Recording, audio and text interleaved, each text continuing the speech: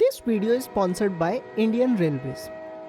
2006 time magazine सितंबर edition. Doctor Mark Transpolski लिखते हैं, अगर कोई ऐसी दवाई बने जो वो सब कर सके इंसान की हेल्थ के लिए जो एक्सरसाइज कर सकती है, तो वो अब तक की बनी सबसे कीमती दवाई होगी।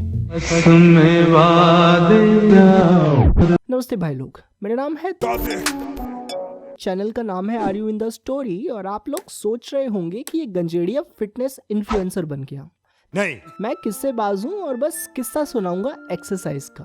एक्सरसाइज को अक्सर वेट लॉस और बॉडी बिल्डिंग से जोड़कर देखा जाता है, पर एक्सरसाइज से ज्यादा इसमें हाथ डाइट का है। मुन्ना भैया अंडे करा दीजिए 50। खाली बनना है ना इनको। अक्सर लोग सेकंड पार्ट को इग्नोर करके सिर्फ पहले पर फोकस करते हैं और बाद में डिसअपॉइंट होते हैं, छोड़ देते हैं। एक्सरसाइज के लिए ये मोटिव ही गलत है। एक्सरसाइज है सक्सेस के लिए, दिमाग के लिए, हेल्थ के लिए। अच्छा दिखना और सिक्स पैक एब्स बस साइड इफेक्ट्स हैं इसके। एक एक करके हर पहलू पर बात करेंगे, लेकिन अगर सब में इंटरेस्टेड नहीं हो तो टाइम स्टैम्प्स दे रखे हैं, सीधा एंड में जाकर बेस्ट टाइम और रूटीन भी देख सकते हो। पर मैं रिकमेंड करूंगा सब कुछ जानने समझने के लिए पूरा वीडियो देखें। खेल, बॉडी बिल्डिंग और बुद्धिमानी आपस में जमती नहीं है। अक्सर हम बैल बुद्धि बोल दिया करते हैं खिलाड़ियों या पहलवानों को। दलीप द ग्रेट खली सिंह राणा का एग्जांपल लेते हैं। खली के इंस्टाग्राम को देखकर तुम हंस सकते हो उस पर। Hey guys, this video for my favorite hero Rishi Kapoor. He not anymore.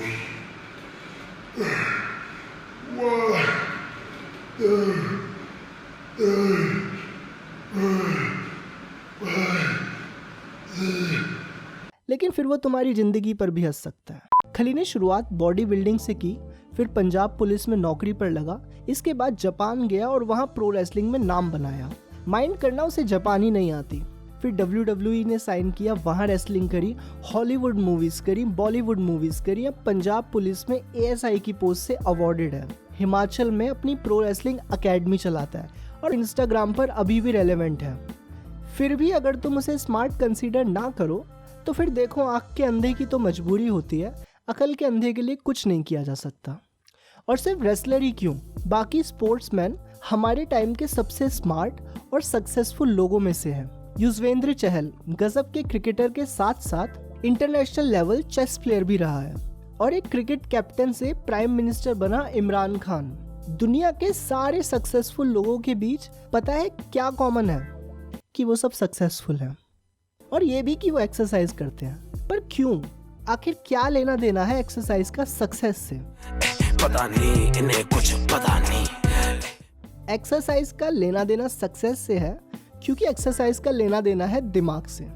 Noob बोलते हैं आज चेस्ट डे है, आज लेग डे है, पर सिर्फ प्रोज को पता है हर रोज प्री फ्रंटल कॉर्टेक्स डे और हिपोकैम्पस डे होता है। देख लो कैसे बात करना, जैसे अफीम खा के बैठा हो। Let me explain. Pre frontal cortex होता है ब्रेन का आगे वाला हिस्सा। इसका काम होता है डिसीजन लेना, गोल सेटिंग और अचीव करने का काम इसी हिस्से में होता है। एक्सरसाइज करने से ये हिस्सा बेहतर होता है, ठीक से फोकस कर पाते हो और शार्प डिसीजन ले पाते हो। हिपोकैम्पस होता है दिमाग का साइड वाला हिस्सा, जहाँ सारी मेमोरी स्टोर होती है, बेसिकली हमारे दिमाग की हार्ड डिस्क। एक्सरसाइज करने पर ब्रेन में रिलीज होता है एक जादुई पोर्शन जिसे कहते हैं BDNF। ज़्यादा फैंसी होना है तो ब्रेन डिराइव्ड न्यूरोट्रॉफिक फैक्टर। जादुई यूं कि ये पैदा करता है नए ब्रेन सेल यानी और मेमोरी स्टोर करने की जगह। पहले ये माना जाता था कि ब्रेन की एक कैपेसिटी होती है जिससे हम एक टाइम तक ही सीख सकते हैं कोई नई चीज़, पर स्टडीज से पता लगा है हम एक्सरसाइज से अपनी हार्ड डिस्क की मेमोरी बढ़वा सकते हैं BDNF के साथ। हमको ज़्यादा टाइम नहीं हुआ जब हम शिकारी हुआ करते थे। हमारा दिमाग और बॉडी तभी की बनी हुई है। अक्सर शिकार करना जिंदगी और मौत का खेल होता था। शिकार का पीछा करते हुए बहुत सारे डिसीजन लेने पड़ते थे, वो भी अत्यंत। डिसीजन में देरी और शिकार भाग जाता और फिर भूखा सोना पड़ता। ऐसा 2-3 बार हुआ तो जिंदगी खत्म। ऊपर से अगली बार शिकार करने के लिए ये भी याद रखना होता कि कौन से रास्ते से आए थे, किस तरह वो भागा, किस तरह हमला करना है। इसलिए प्रीफ्रंटल कॉर्टेक्स और हिपोकैम्पस का उस वक्त एक्टिव होना जरूरी था। तो हमारा दिमाग इस तरह बन गया। अब जब भी हम एक्सरसाइज करते हैं दिमाग उसी मोड में एक्टिवेट हो जाता है। मैं भांग खाकर नहीं आया पर हाई तो हूँ। मैं हाई हूँ एक्सरसाइज से। वो साले डॉक्टर सही बोला कि उनके भेजे में केमिकल लोचा है। एक्सरसाइज काफी स्ट्रेसफुल और मुश्किल एक्टिविटी होती है। इससे कोप अप करने के लिए दिमाग एंडोर्फिन नाम का एक हार्मोन रिलीज करता है। इसी हार्मोन से आनंद की प्राप्ति होती है और ऐसा लगता है आज मैं ऊपर आसमान नीचे। वही एहसास जो हाई होने पर होता है। और ये तो गांजे की तरह इलीगल भी नहीं है। जो लोग लंबे समय से एक्सरसाइज करते आ रहे हैं उन्हें इसी फीलिंग की क्रेविंग होती है। एक्सरसाइज करते हुए दिमाग में और भी हार्मोन्स की कॉकटेल रिलीज होती है, जिनमें से 3 के बारे में आप सुनते रहते होंगे। उनसे आपकी दोस्ती करवाता हूँ। डोपामीन, सेरोटोनिन और नॉरेपिनेफ्रिन। काफ़ी मस्त केमिकल है। पहला डोपामीन। डोपामीन को हैप्पी हार्मोन भी कहते हैं। इसके दिमाग में रिलीज होने से खुशी का एहसास होता है। अच्छा खाने से, कुछ अचीव करने से, सेक्स से ये रिलीज होता है। बंदों ने पॉर्न देख देखकर अपने दिमाग का डोपामीन रिसेप्टर खराब कर लिए हैं। ये ना हो तो आप कोई काम नहीं करोगे। एक स्टडी हुई थी चूहों पर, उनके दिमाग से डोपामीन रिसेप्टर्स निकाल दिए। इसके निकलने के बाद चूहों ने बिल्कुल ही हिलना डुलना बंद कर दिया। उनके पिंजरे में खाना रखा, फिर भी भूख से मर गए, लेकिन उठकर खाने नहीं गए। नो फैप का फैशन चला हुआ है। उसकी बजाय हर रोज़ एक्सरसाइज ट्राई करनी चाहिए, या उससे भी better no fap plus exercise. मतलब पॉइंट यही है कि एक्सरसाइज सबसे इम्पॉर्टेंट है। दूसरा दोस्त सेरोटोनिन। इसके दिमाग में रिलीज ना होने से एंजाइटी और डिप्रेशन जैसी दिक्कतें होती हैं। मेरे आर्टिस्ट दोस्त जानते होंगे प्रोजैक डिप्रेशन में दी जाती है। सेम रिजल्ट जो प्रोजैक से मिलते हैं वही रेगुलर एक्सरसाइज से भी मिलते हैं, रिसर्च में पता लगा है। Third friend, norepinephrine. जब हमने बात की थी प्री फ्रंटल कॉर्टेक्स शार्प होने की, वो इसी से होती है। ये हार्मोन हमारा फोकस बढ़ाता है। जिन लोगों को कंसंट्रेशन करने में दिक्कत होती है उन्हें रिटैलिन या एड्रल दी जाती है, पर एक्सरसाइज से भी सेम रिजल्ट मिल सकते हैं। मैं ये नहीं कह रहा कि डिप्रेशन, एंजाइटी या ADHD जैसी दिक्कत है तो डॉक्टर के यहाँ जाने के बजाय पुशअप मारना शुरू कर दो। मैं सिर्फ ये कह रहा हूँ कि क्लिनिक से आने के बाद मार लेना। क्या पता कुछ टाइम बाद दवाई लेनी ही ना पड़े। वैसे भी जो चीज़ हमें बाहर से लेनी पड़ती है उसके साइड इफ़ेक्ट्स भी होते हैं। एक्सरसाइज से बेहतर नेचुरल तरीका कोई है ही नहीं ठीक करने का। पर हट यार, दिमाग की वजह से कौन करता है एक्सरसाइज। मैंने खुद तो तगड़ा होने के लिए शुरू की थी और थोड़े टाइम बाद डोला बनाने के लिए। सारी दुनिया मेरे डोले पे, सारी दुनिया मेरे। याद है शुरू में हमने बात की थी एक्सरसाइज बेस्ट तरीका नहीं है वेट घटाने का, या तो फिर क्यों इतना कहते हैं सब फिट रहने के लिए जिम और भागना ज़रूरी है। वेल, एक्सरसाइज बेस्ट तरीका नहीं है अगर रिजल्ट चाहते हो तुरंत रिजल्ट के लिए डाइट चेंज करना पड़ेगा अत्यंत। लेकिन फिगर को मेंटेन रखने का और लंबे समय तक फिट रहने का बेस्ट तरीका है एक्सरसाइज। बेस्ट क्या, सिर्फ यही तरीका है। अगर वेट नहीं घटाती एक्सरसाइज तो करती क्या है एक्सरसाइज बॉडी में बिल्ड करता है मसल में होता है माइटोकॉन्ड्रिया। और हमारे एजुकेशन सिस्टम ने चाहे टेक्स्ट पढ़ना सिखाया हो या ना सिखाया हो, पर ये जरूर सिखाया है कि Mitochondria is the powerhouse of the cell. Exercise बनाती है मसल में होता है माइटोकॉन्ड्रिया बनाता है एनर्जी। कुछ लोग बोलते नहीं है कि उसका मेटाबॉलिज्म अच्छा है, कुछ भी पचा लेता है, हमें तो पानी भी लग जाता है, इसलिए एक्सरसाइज ज़रूरी है।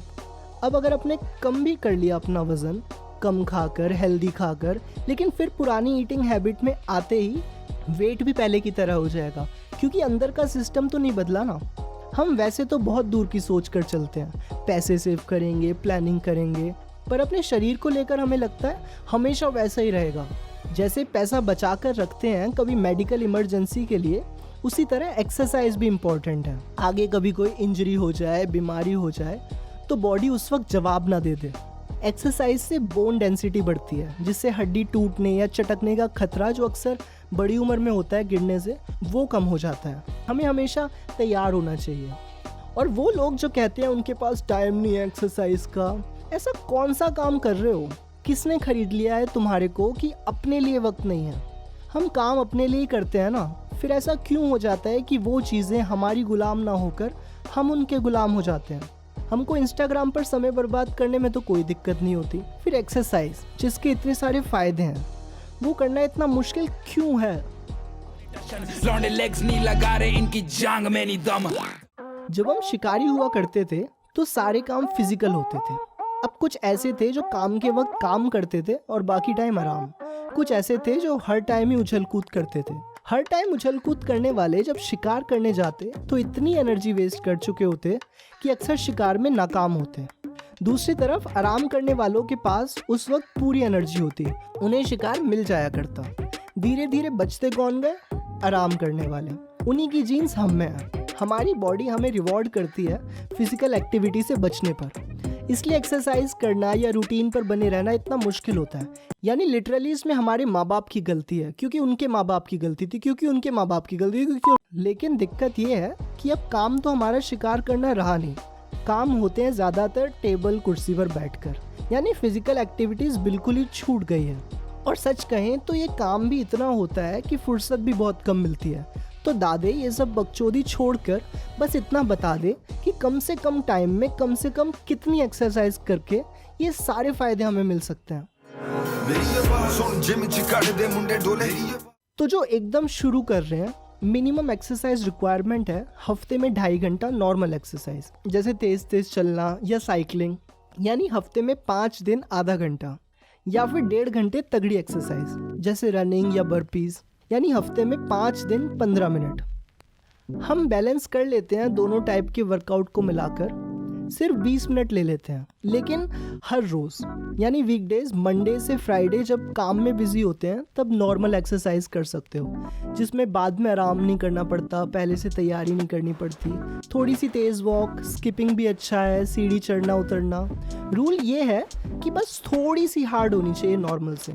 ऐसी एक्टिविटीज़ जिसमें थोड़ा कॉम्प्लेक्स मूवमेंट हो तो और बेहतर है, जैसे डांस या बैडमिंटन खेल सकते हो। और सैटरडे संडे 20-20 मिनट थोड़ी तगड़ी एक्सरसाइज जैसे रनिंग, पुशअप, पुलअप, सिटअप या फुटबॉल, बास्केटबॉल जैसे हाई इंटेंसिटी गेम्स। एक्सरसाइज का मतलब यही ज़रूरी नहीं कि जिम में जाकर बार बार सेट करने हैं। कोई भी फिजिकल एक्टिविटी जिसमें मूवमेंट होती है उसे हम एक्सरसाइज में गिन सकते हैं। इसका बोरिंग होना ज़रूरी थोड़ी है। मैं अपना पर्सनल रूटीन बताऊं तो मैंने ऐप डाल रखा है डंबल वर्कआउट एट होम करके। इसमें 4 दिन होते हैं, चेस्ट, बैक, लेग्स और एब्स का, जो मैं फॉलो करता हूँ। इनको नहीं पता कि प्रीफ्रंटल कॉर्टेक्स और हिपोकैम्पस डे होता है एवरीडे। हाँ, नूबड़े। कोई इंस्ट्रक्टर की ज़रूरत नहीं है, कहीं जिम की ज़रूरत नहीं है, क्योंकि पैसे भी नहीं हैं इनके।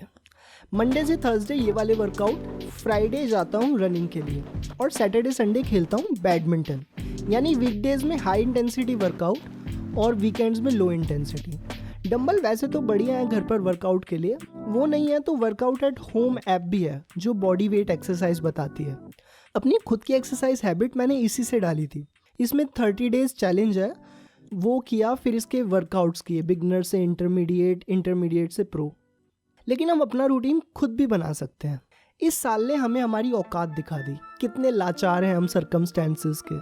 लेकिन अगले साल और आने वाले सालों को हम ऐसे नहीं होने देंगे। सिचुएशन हमें नहीं, हम सिचुएशन को कंट्रोल करेंगे। सोशल डिस्टेंसिंग, मास्क, वैक्सीन सब बाहर के इलाज हैं। लेकिन अगर बॉडी और माइंड अंदर से ही कमज़ोर है तो कोई ना कोई बीमारी हम यूं ही पकड़ते रहेंगे। उसके लिए मैं ये 3 पार्ट सीरीज़ बना रहा हूँ, जिसकी फर्स्ट वीडियो आपने देख ली, बाकी 2 भी आ जाएंगे नए साल से पहले, ताकि हमारे न्यू ईयर रेजोल्यूशन इस बार पूरे हो पाएँ। Now a word from our sponsors, Bharatiya railways. मेरे पापा यहाँ काम करते हैं as a loco pilot, train चलाते हैं और मेरा खर्चा भी। 2027 में रिटायर हो जाएंगे। अगर तुम चाहते हो मुझे असली स्पॉन्सर मिले तो अपना योगदान दे सकते हो वीडियो की रीच बढ़वाकर। सब्सक्राइब करो, शेयर करो और कम से कम एक कमेंट ज़रूर करना। बाकी मिलते हैं, जब तक पापा खर्चा उठा रहे हैं तब तक मज़े।